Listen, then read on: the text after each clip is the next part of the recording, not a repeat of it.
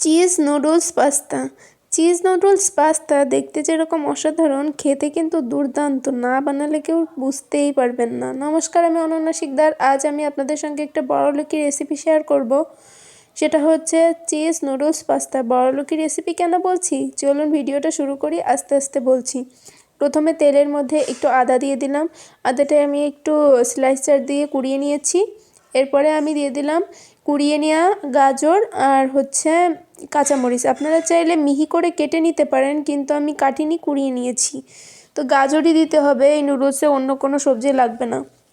গাজরটা একটু ভালোভাবে ভেজে নিচ্ছি। এই পর্যায়ে আমি দিয়ে দেবো পনির আর পাস্তা। দেখুন, দামি খাবার চলে গেল। পনির আর পাস্তা আমার বাসায় ছিল না, কারণ আমি বাসায় পাস্তাটা বানিয়ে নিয়েছি। খেতে কিন্তু পাস্তাটা একদম দোকানের মতনই হয়েছিল।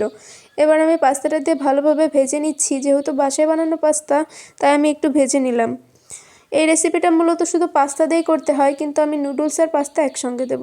ভাজা হয়ে গেছে, তুলে নিয়েছি। এরপরে কড়াইয়ের মধ্যে আরেকটা বড়লোকি জিনিস দিয়ে দিলাম, সেটা হচ্ছে ঘি। ঘি দেওয়ার পরে একটু হিং ফোড়ন দিয়ে দিয়েছি। ঘির পরিমাণ বেশি দেওয়া লাগবে না, অল্প দিলেই হবে। এরপরে আমি এখানে দিয়ে দেবো ময়দা। আটাও দেওয়া যায়, কিন্তু ময়দাটাই দিতে হয় এই রেসিপিতে। ময়দা দিয়ে একটু ভেজে নিচ্ছি। দেখুন, ময়দাটা কিন্তু পুরোটা ঘি সোক করে নিয়েছে। আপনি যতটাই ঘি দেন না কেন, ময়দা কিন্তু সব খেয়ে ফেলে। তো এ পর্যায়ে আমি দিয়ে দেবো দুধ। দুধটা দিতেই হবে, দুধ না দিলে এই রেসিপিটা ভালো হবে না। আমার মতো যদি আরেকটু বড়লোকি ভাব আনতে চান, তো দুধের সরটাও তুলে দিয়ে দেবেন। এ পর্যায়ে আমি ভালো করে নেড়ে নিচ্ছি। যখন এরকম একটু ঘন ভাব চলে আসবে, তখন আমি দিয়ে দেবো আরেকটি বড়লোকি খাবার, সেটা হচ্ছে চিজ। চিজও দিতে হবে। চিজ ছাড়া এই রেসিপিটা একদমই ইনকমপ্লিট।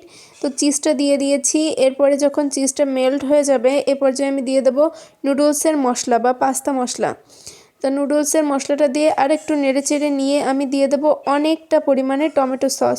টমেটো সসটাও দিতেই হবে। টমেটো সসই এই রান্নার মূল স্বাদটা আনে। তো টমেটো সসটা দিয়ে আমি অনেকক্ষণ কষিয়ে নিচ্ছি। যেহেতু এটা পাতলা হয়ে গেছে, এটা একটু ঘন করতে হবে। তো আপনারা একটা ইনগ্রিডিয়েন্টসও স্কিপ করবেন না, সবগুলোই দেওয়ার চেষ্টা করবেন। এটা যেহেতু রেস্টুরেন্টের একটা নামি দামি খাবার, তো বাসায় যদি একদম রেস্টুরেন্টের স্বাদ আনতে চান, তাহলে সবগুলো ইনগ্রিডিয়েন্টসই দেওয়ার চেষ্টা করবেন। তো এরকম একটু যখন ঘন হয়ে যাবে, আর চুলার জালটা কিন্তু একদমই লোতে রাখতে হবে, না হলে মশলা পুড়ে যাবে।